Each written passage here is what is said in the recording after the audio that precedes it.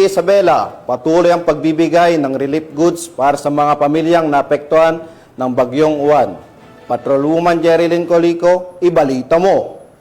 Tuloy ang aktibong pakikilahok ng mga tauhan ng Santa Maria Police Station sa pangunguna ni Police Executive Master Sergeant Rolly L. Carinugan, Municipal Executive Senior Police Officer sa pagtulong sa pamahalaang lokal ng Santa Maria Isabela na pinamumunuan ni Mayor Michael Abraham Pagitan sa pamamahagi ng mga ayuda sa mga apektadong barangay ng Bagyong Uwan kahapon, ika-13 ng Nobyembre nitong taon. Katuwang sa nasabing gawain ang mga miyembro ng Sangguniang Bayan at iba't ibang ahensya ng pamahalaan na nagbigay ng suporta upang matiyak na may parating ang tulong sa bawat pamilyang labis na napektuhan ng Bagyong Uwan. Ang aktibidad na ito ay sumasalamin sa matatag na diwa ng bayanihan, malasakit at pagkakaisa ng kapulisan at pamahalaan para sa kapakanan ng mga mamamayan ng Santa Maria.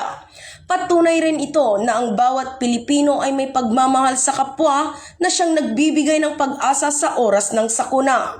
Ang bawat pag-abot ng kamay ay patunay ng ating PNP ay hindi lang tagapangalaga ng batas, kundi tagapagdala rin ng pag-asa at malasakit sa oras ng pangangailangan.